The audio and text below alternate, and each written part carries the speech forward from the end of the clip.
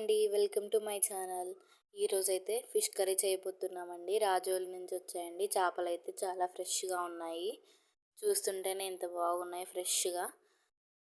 దానికి కావాల్సినవి చేసుకుందాము. ఇప్పుడు ఫస్ట్గా ధనియాలు కొద్దిగా వేపుకొని మిక్సీ పట్టుకోవాలి మెత్తగా.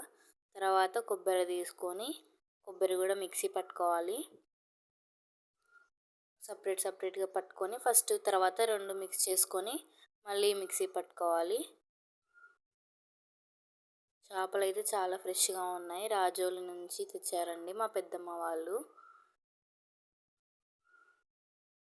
లైవ్ చేపలండి, ఇక్కడ దొరకవు. రాజోలి డ్యామ్ నుంచి తీసుకొని వచ్చారు. ఇప్పుడు రెండు కలిపి అలా మిక్సీ పట్టాలి. మళ్ళీ ఇప్పుడు ఎల్లిపాయలు వేసుకొని మిక్సీ పట్టుకోవాలి.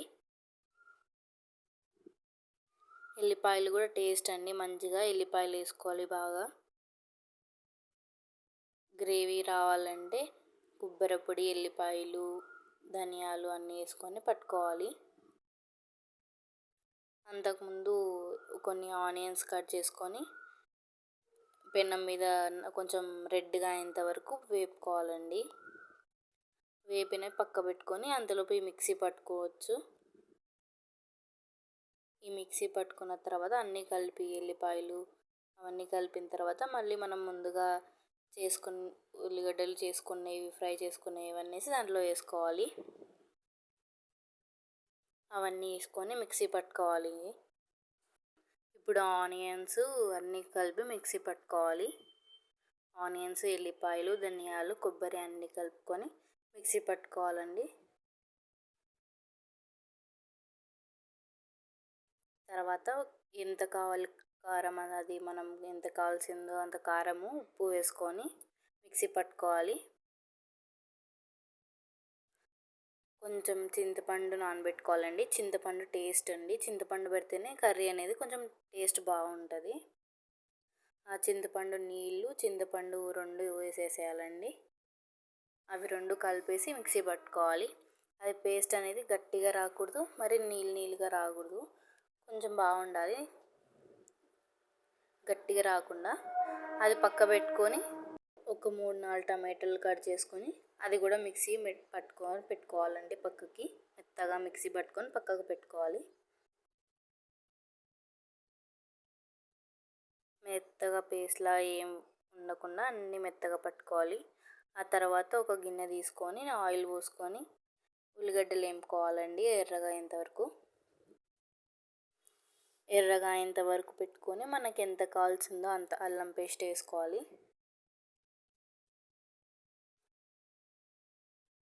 అల్లం పేస్ట్ పచ్చివాసన పోయేంత వరకు వేయించుకోవాలి.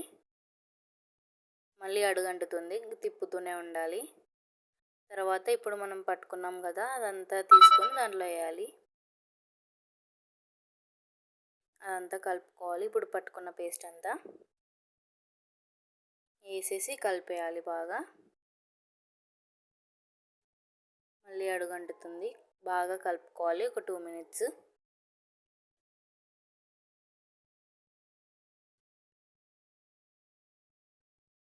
అదంతా బాగా కలిసేలాగా బాగా కలుపుకోవాలి.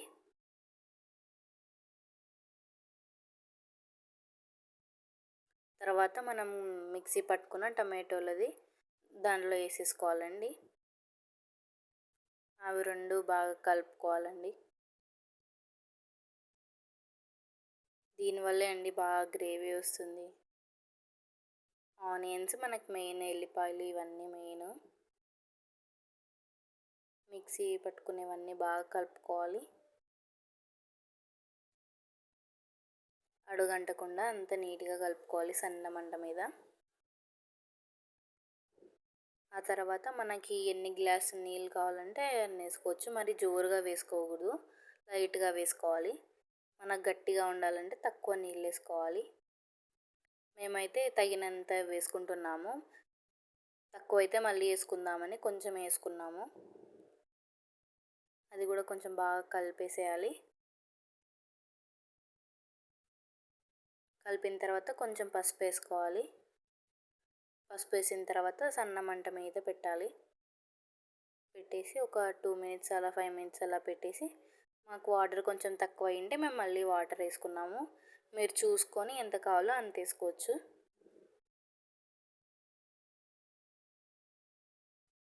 ఇలా వస్తుంది. మనకు చిక్కగా రావాలంటే కొంచెం నీళ్ళు తక్కువ వేసుకోవాలి.